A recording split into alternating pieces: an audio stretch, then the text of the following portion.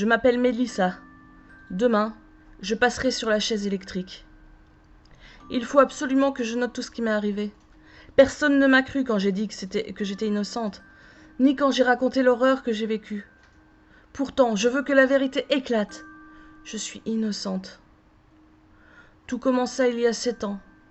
Je tentais de percer dans l'écriture, et plus particulièrement dans le domaine des polars.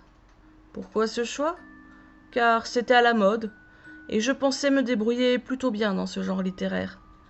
Jamais créer le suspense, entrer dans les détails du meurtre, créer des personnages hauts en couleur. Jusqu'à présent, j'avais publié quelques textes dans des revues, mais cela ne me permettait pas d'en vivre. En attendant mon heure de gloire, je travaillais dans une supérette. Les horaires étaient abominables, les clients exécrables, et la paye pas terrible. Mais ça me permettait au moins de payer les loyers et les factures. Aussi, lorsque mes amis m'avaient offert un ordinateur flambant neuf pour mon anniversaire, je fus animée d'une joie intense. Il était sublime. C'était un portable noir avec une flamme sur l'arrière de l'écran. Je ne résistais pas à l'allumer directement. Je ne connaissais pas l'interface. Lors de l'allumage, la même flamme que sur la coque apparut, brillante et magnifique. Il n'y avait pas d'application enregistrée, mis à part un traitement de texte. Nickel, me dis-je, ce sera parfait pour écrire. J'installai rapidement mon imprimante avant de me rappeler que mes amis étaient toujours à la maison. Ils riaient, heureux de mon entrain. Nous passâmes une excellente soirée. Le lendemain, je trépignais d'impatience tandis que je travaillais. J'avais hâte de rentrer et de me mettre à écrire. Le temps me paraissait interminable. Lorsqu'il fut enfin l'heure de dépointer, je courais presque tellement j'étais pressée. Je rentrai rapidement chez moi. Je sortis l'ordinateur de sa sacoche et me mis immédiatement à l'ouvrage. L'inspiration m'animait d'une énergie immense. En 1 heure, j'avais déjà tapé plusieurs pages. En 2 semaines, j'avais fini mon premier roman.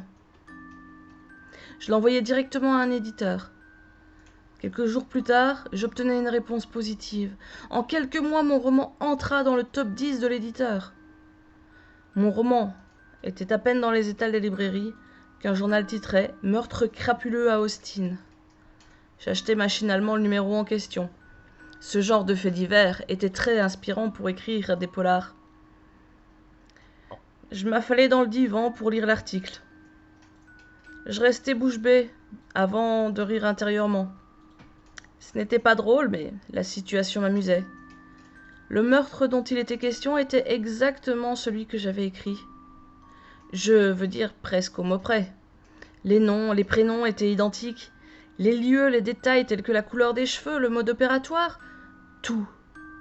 Quelle drôle de coïncidence, me dis-je. Ce ne sera pas là que je trouverai des idées. Après un frugal repas et une tasse de thé, je m'installai devant mon ordinateur. De nouveau, je sentis une étrange frénésie s'emparer de mon être. Les mots se déversaient en torrents dans mon esprit, plus vite que mes doigts ne pouvaient les taper. Je bouclai rapidement mon roman. Je l'envoyai à mon éditeur, qui l'accueillit avec enthousiasme. Quelques jours plus tard, j'achetai le quotidien régional. Mon meurtre, celui que je décrivais dans mon livre, s'était déroulé dans la vie réelle. Et encore une fois, tout correspondait. La coïncidence me mettait à présent mal à l'aise. Mais ça ne pouvait être qu'un hasard, à moins qu'il s'agisse d'un copycat. Un taré qui lisait mes livres et les reproduisait dans la vie réelle. Mais si c'était ça, comment faisait-il pour trouver des victimes portant les mêmes noms et ayant le même physique au grain de beauté près ? Je décidai d'arrêter de me torturer les méninges avec ça. Je pris place devant mon clavier et décidai par sécurité de changer de lieu pour mon prochain texte. Je choisis volontairement une ville éloignée d'Austin, El Paso. Plus ou moins 1000 kilomètres. Ça devrait dissuader le copycat, s'il y en avait un. En quelques jours, l'écriture fut bouclée. et envoyé à la maison d'édition. Cette fois, ma source d'information préférée ne décrivait pas de meurtre à Austin, mais à El Paso. Comment cela pouvait être possible? Le livre était imprimé, mais pas encore en librairie. Je devais me rendre à l'évidence. Tout ce que j'écrivais arrivait dans la vie réelle. Voilà qui était intéressant, pensai-je. J'écris immédiatement ce que j'avais gagné à la loterie et que j'avais une renommée mondiale. J'imprimai. J'attendis plusieurs semaines. Sans résultat. Peut-être que ça devrait être édité pour que ça fonctionne. Je pensais donc à écrire un roman policier où la victime s'en sortait indemne, avec une grosse frayeur. C'est écrit plus à mon éditeur, moins que ceux qui venaient d'une inspiration spontanée, mais suffisamment pour l'éditer. Comme je m'y attendais, une affaire d'enlèvement avait eu lieu. Dans l'État, tout s'était déroulé comme je l'avais écrit. Les noms étaient les mêmes, mais la victime était morte avant l'arrivée de la police. Mais pourquoi? Tout était pareil, mais la fin s'était mal déroulée. Que faire? Continuer à écrire, au risque de voir mourir des gens? Ou tout arrêter? Perdre la chance d'avoir accès aux hautes sphères de la littérature?